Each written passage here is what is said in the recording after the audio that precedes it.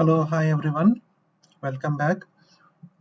So today's technical presentation is why are timing constraints so important in VLSI in a chip design, right? I mean, we have been having gate level timing constraints and transistor level timing constraints. So we are going to discuss as why these timing constraints are very important, either if it is digital design or whether it is analog design.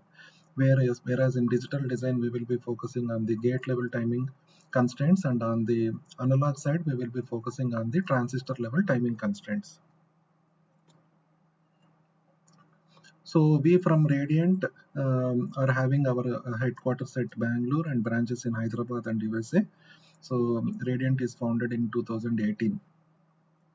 So about the presenter, so I am Casey, having 18 plus years of experience in VLSI and currently working as a senior director at Radiant Semiconductors, taking care of end-to-end product development. So let's see why timing constraints are very important in a chip.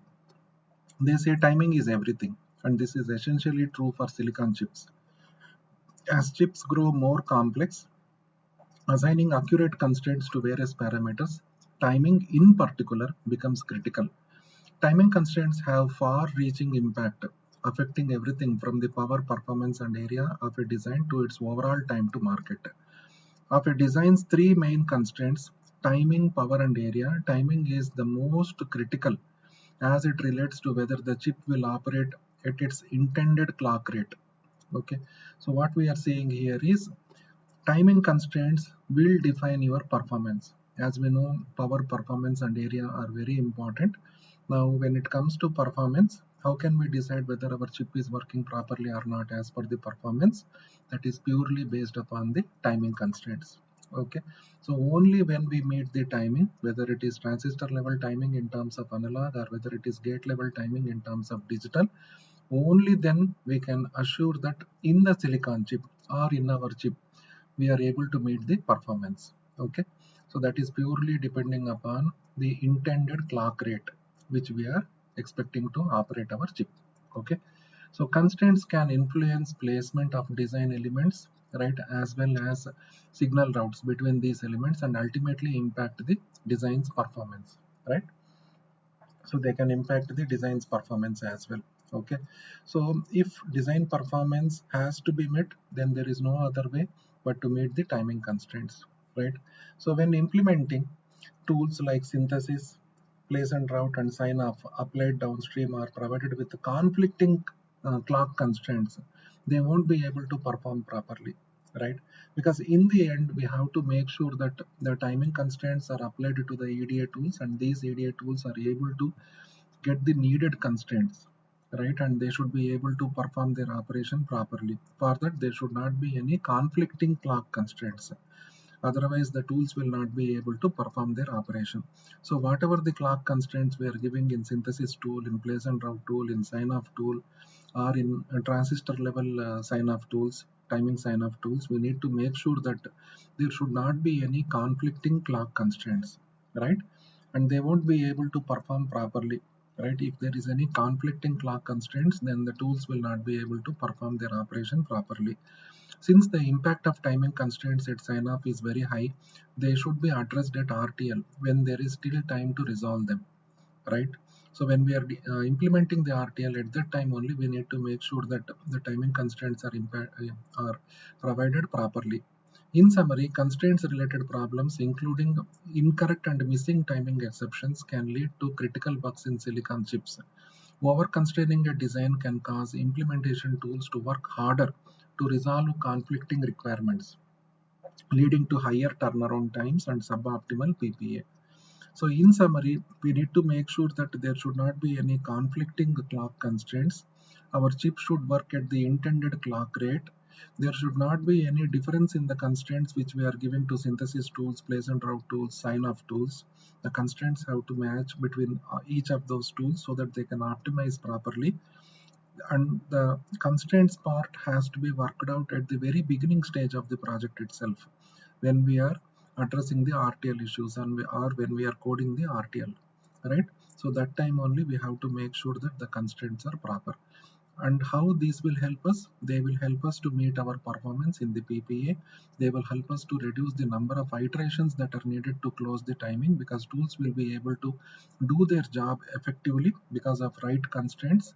And if we have proper constraints without adding any pessimism or without having any incorrect constraints, then we will not over optimize the design. That way we'll make sure that area and power are not impacted because of clock constraints or timing constraints. Okay, so that is where the importance of timing constraints come into picture in the VLSI chip design. Okay, now in the below picture we can see that Synopsys tools, they write out the SDC followed by, that SDC will be read in the third party EDA tools. It can be Innovus, it can be any other PNR tool, right? Or it can be even Tempest also from Cadence, right? And they again may write down the SDC, which will be read into the Synopsys tools. Okay, so the commands used for writing and reading the SDC files are write SDC and read SDC. Okay, now let's go to the next slide. So what is static timing analysis? Before we can fully understand why timing constraints are so important in the chip design, let us first understand what is static timing analysis. So static timing analysis is defined as a timing verification that ensures whether the various circuit timing are meeting the various timing requirements. One of the most important and challenging aspect in the ASIC or FPGA design flow is timing closure. Timing closure can be viewed as timing verification of the digital circuit, right? So a digital circuit which is closed for timing will work at specified frequency defined by designer in timing constraints. So remember, initially the timing constraints are coming from the designer. So they are the one who will provide the clock period for each of the clocks defined in the design. Similarly, the designers are the one who will provide the exceptions. It can be false path, multi-cycle path, min and max delays. So all those things will be defined initially by the designer. When I say designer, it is nothing but the RTL designer, right? They will be providing these constraints in tickle format, which will be taken as input to the synthesis tool. And in the synthesis tool, we will add design margins.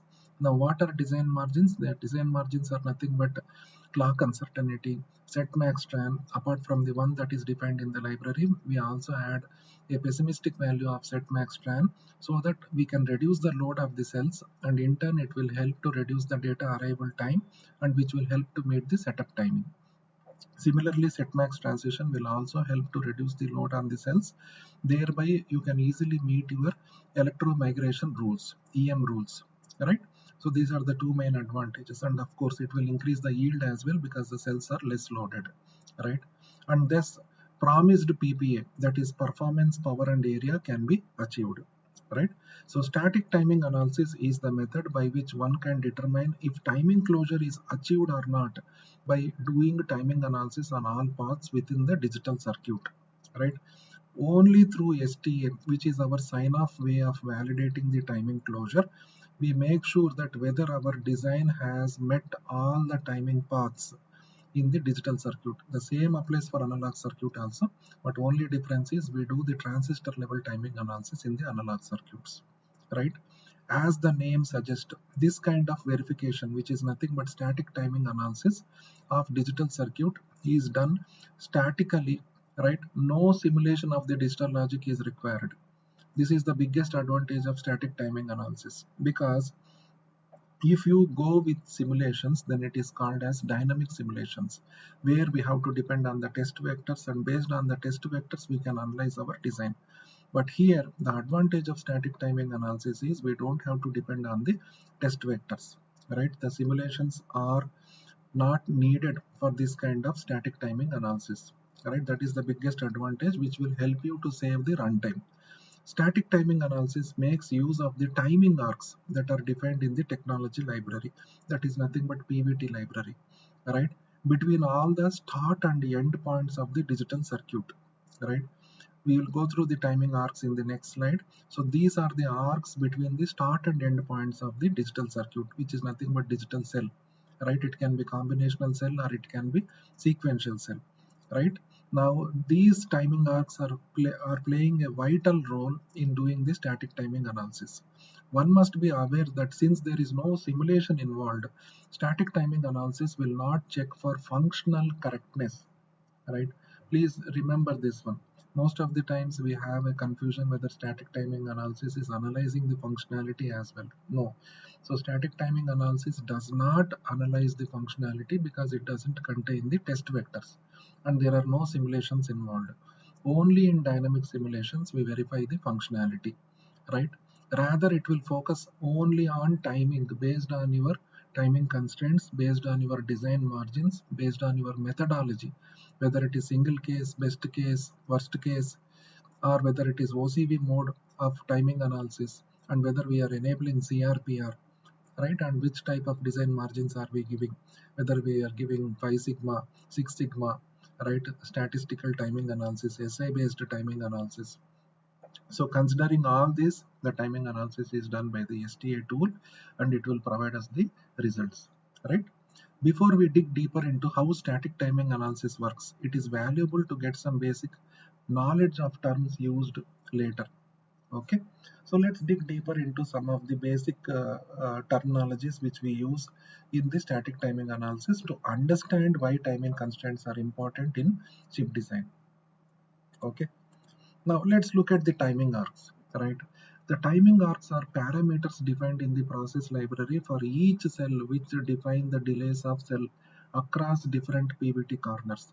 Static timing analysis uses those parameters to calculate the max and min delay through any library cell, right? And for example, for a D flip-flop, technology library will include the parameters that define the setup time, hold time, and C, which is nothing but clock to Q output time, TCQ. What is TCQ? The TCQ is defined as time it takes for data to appear on output Q once clock C is triggered, whether it is pass edge clock or neg edge clock. As you can see in the figure 1, D flip-flop TCQ timing arc from the CK pin to the Q pin. This is called as TCQ, right? So again I will repeat, the TCQ is defined as time it takes for data to appear on output Q once clock C is triggered. Okay, the same definition applies for pass edge and neg edge flops. Okay, this is TCQ. Alright, so once we know the terminology of timing arcs, now let's go little deeper into next level of terminologies which are nothing but setup and hold time, right? Setup time, the time the input D must be stable before the clock C is triggered, right? It can be again a pass edge clock or a neg edge clock, right? Is defined as setup time. Okay, if the data is not stable, at least setup time before the clock edge output will be undetermined, right? Similarly, what is hold time? The time the input D must be stable after the clock C is triggered, right? Pass edge or neg edge. If the data is not stable for at least hold time after the clock edge, output will be undetermined, right? So these are the two definitions of timing analysis, which is basically setup and hold, right? Now, static timing analysis can be done on both sequential and as well as combinational parts of the design, right? In any sequential design path, there is always one launch flop, as we can see in the image, right? In figure 2, sequential path, launch flop is there, driving the data. The launch flop is driving the data, and one latch flop, okay, capturing the data, right? Combinational paths can also be considered as sequential paths by assuming a virtual clock driving a virtual launch or virtual latch flop. As you can see, the data from the launch flop in the image, the data from the launch flop is going to the combinational logic, right? And in the combinational logic, using the combinational circuitry, it can be AND gate, OR gate, NAND gate, NOR gate, XOR gate, any kind of combinational logic. Here the incoming data is processed based on the functionality defined here in the combinational circuitry, and the outcome of the combinational logic is going as input to the capture flop, which is nothing but latch flop. Okay, now this is how the operation goes. Okay, this is called as sequential path, right? And in the previous slide, as we studied, from CK to Q, TCQ, right? This is the timing arc, right? And TCQ plus combinational logic, this will give you the data arrival time, which is needed for calculating the setup time and hold time, right? And everything is depending upon the clock. That is where the importance of timing constraints come into picture, right? Now let's go to the next slide. Setup constraint. What is setup constraint? What is hold constraint? Which are the basic day-to-day terminologies which we use in order to determine the static timing analysis, right? Setup constraint. The setup constraint of any digital circuit is defined as the timing constraint so that the slowest path in the design must meet setup time of the latch flip-flop. Remember this, right? Now hold constraint. The hold constraint of any digital circuit is defined as the timing constraint so that the fastest path in the design must meet hold time of the latch flip-flop. If a design fulfills both setup and hold constraints, the design is said to have achieved timing closure, right? Static timing analysis will prove or disprove the setup and hold constraints by analyzing all the timing paths in the design, right? This is what the functionality of the static timing analysis is. Static timing analysis will prove or disprove the setup and hold constraints by analyzing all the timing paths in the design, right? So this is where both the setup constraint and hold constraint in a timing path is determined by the static timing analysis, right? Now let's look at different types of timing paths in the static timing analysis. Any digital design, right, can be divided into four categories of paths for static timing analysis. It is input to output, input to register, register to register, register to output. The terminologies which we use for four of these categories is I2O, I2R, R2R, R2O, right? Static timing analysis is done on all these paths one by one, right? So each path is analyzed separately by defining the start and end points in that path. Let us first consider static timing analysis for the register to register paths, right? They are simple and become basis for other paths, right? So the primary responsibility is register to register paths because they are simple and become basis for other paths. As you can see in this image, figure number 3, design example for static timing analysis, right? We have clock signal. The clock signal is going to the launch flap. The same clock signal through the clock buffer, right? Only through clock buffer. Please do not use normal buffers in the clock path because it will impact your duty cycle. Okay, so the clock which is going to the launch flap is going to the capture flap through the clock buffer. The reason being we need to maintain the duty cycle. And why do we need the clock buffer?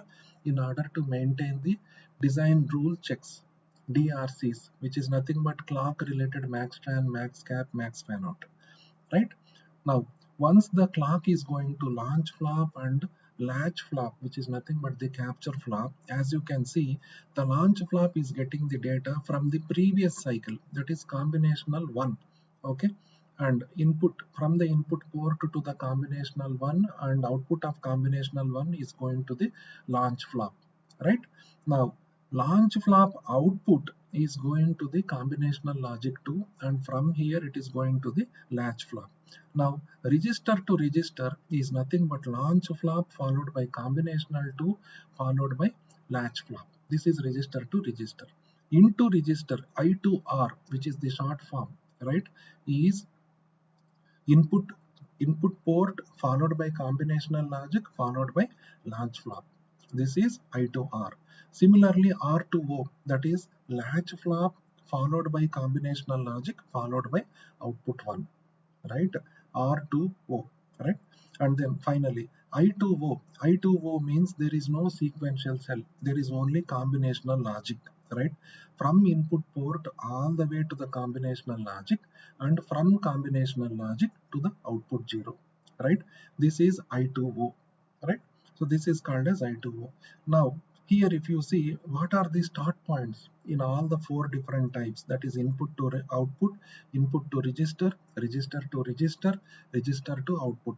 Now what is the start point here? The start point is always either input port or CK pin of the flop, launch flop, right? The end point is always the D pin of the capture flop, which is nothing but the D pin of the latch flop, or it can be the output port, right?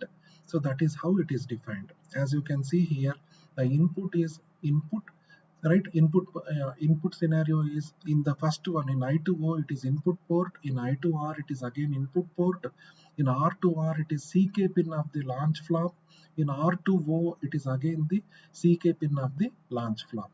These are the inputs. Now coming to outputs, in I2O it is output port, in register I2R it is D pin of the register, in R2R again it is D pin of the register, and again in the register to output it is output port. So in summary, the inputs are always input ports or CK pin of the launch flop, and outputs are always output ports or D pin of the registers. Okay, so this is how the four different types of paths are categorized in our timing design, and the priority is always given to register because they are simple and become basis for other paths. Okay, now let's go to the next slide.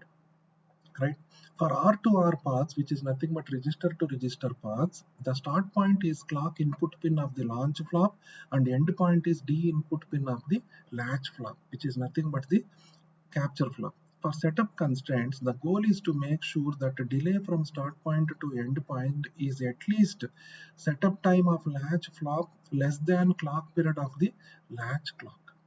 Okay, this means that TCQ, which is the timing arc, TCQ, right, plus combinational delay max is less than clock delay path, clock skew, plus T clock period of clock minus setup time of launch flip-flop, right? Now this is in ideal scenario. If you go to propagated clock, then you will also be having clock uncertainty as well, right? But in ideal clock, we need to make sure that TCK plus T combinational delay max, this is nothing but your data arrival time, is less than clock delay path, clock skew, which is nothing but, what is clock skew? So clock skew is nothing but capture flop latency minus launch flop latency, that is clock skew, plus T clock period of clock minus setup time of latch flip-flop. All these three things combined, it is called as required time. So arrival time should be less than required time. So combinational delay in below figure should be maximum delay through the combinational cloud, right? Okay. Now this is the end point, this is the start point, this is TCQ, this is combinational delay, this is clock path delay, which is nothing but clock skew. This is launch flip-flop, this is latch flip-flop, this arc is called as TCQ. Okay. So figure 4, setup constraints for R2R paths. Now for hold constraint, now let's look into the hold constraint. The goal is to make sure that delay through the start and end point is at least more than the hold time of the latch flop in same clock cycle. TCQ plus combinational delay min more than hold time of latch flip-flop plus clock delay path clock skew. Here if you see TCQ plus T combinational delay, again with the min PVT corner, it has to be more than hold time of latch flip-flop plus clock delay path, clock skew, right? Combinational delay in below figure should be minimum delay through the combinatorial cloud. One can observe that hold time do not depend on the clocking period of the clock. Okay. Hold constraints for R2R paths, clock delay path, right? Launch flip-flop, combinational delay, latch flip-flop, right? This is start point, this is end point, right? So this is how the hold is defined, okay? And hold is coming into picture with respect to latch flip-flop, right? And please note that the TCQ plus combinational delay, again with the minimum PVT corner, should be more in terms of hold. Okay, it should be more, which means arrival time should be more compared to the required time. Now what is required time? Hold time of latch flip-flop plus clock delay path. Please note that there is no clock period associated here, right? So hold time of latch flip-flop plus clock delay path, which is nothing but clock skew, right? This should be less compared to the arrival time. Okay, so this is the hold constraint which we have to meet in the static timing analysis, right? Now for I to R paths, the start point will be input ports and an end point will be D pin of the latch flop, right? One can assume an input delay from the input port to the combinational cloud as shown below, right?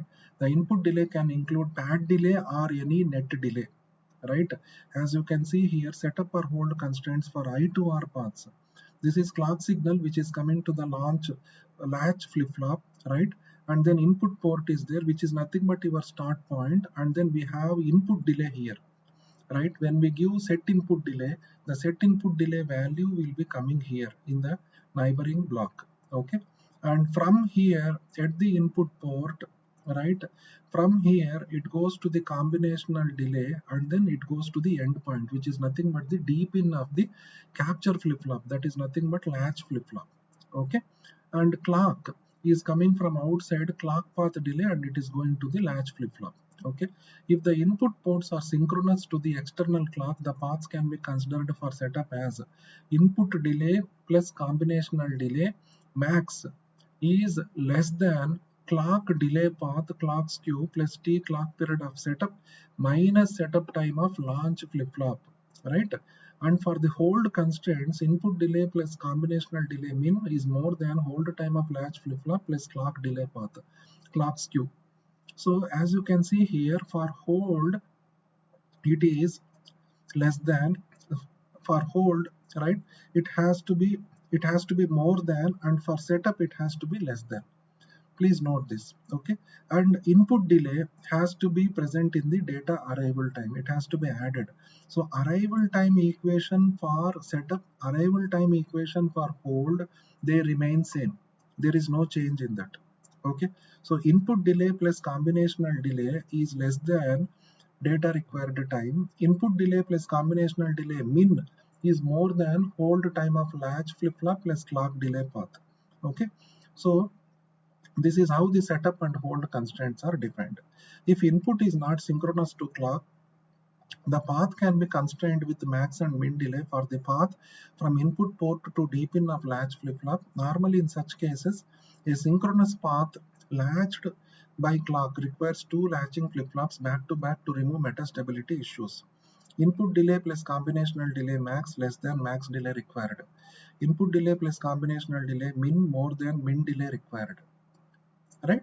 So this is how the I to R paths are calculated, right, in terms of setup, in terms of hold. Now let's look at the R2O paths, okay? The R2O paths, the start point will be clock pin of the launch flop and an end point will be output port. As you can see here, setup or hold constraint for R2O paths, right? This is start point and then here we have end point. So start point is CK pin of the launch flip-flop and end point is virtual latch flip-flop, right? It is going to the virtual latch flip-flop which is in the neighboring block. So this is output port and this is output delay. So when we are defining set output delay, it is actually reflecting the block, neighboring block. In the neighboring block we have virtual latch flip-flop output delay, and this output delay is comprising of the any of the remaining combinational logic plus virtual flip-flop, right? And clock path delay, from our current block the clock is going out and it is going as input to the neighboring block virtual latch flip-flop, and this is the combinational logic which is present in our block and the launch flip-flop which is again present in our block. So this is the register which is the start point, which is nothing but CK pin and output port, right?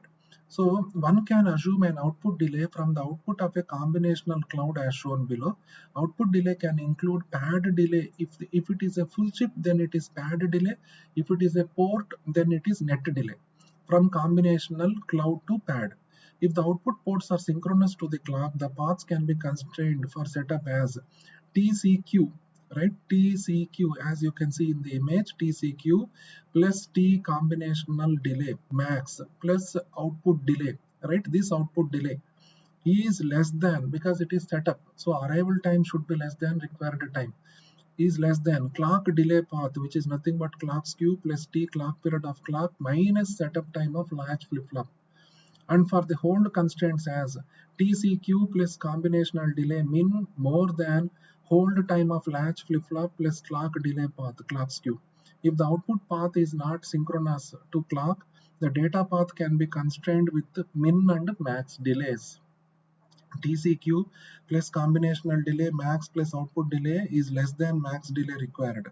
TCQ plus combinational delay min plus output delay is more than min delay required. Okay, so this is how the RTO is calculated, register to output is calculated, right? So let's look at the I2O paths. So what are I2O paths? For I2O paths, the start point is input port, whereas endpoints are output ports. As you can see, input port is start point, output port is endpoint. One can assume input delay for input ports and output delay for output ports. As you can see, right, input port, input delay, output port, output delay, and in between we have combinational delay, right? Normally, the combinatorial paths between inputs and output ports are constrained so that minimum and maximum delay constraints are met, right? As you can see here, input delay is associated with input port, then we have combinational delay, then output delay is associated with output port. Start point is input port and end point is output port. Right, in the image, min or max delay constraints for I2O paths. Again, min and max delays are coming under the timing exceptions. Okay, so input delay plus combinational delay max. When I say max, it is setup. When I say min, it is hold. These are the PVT corners, right?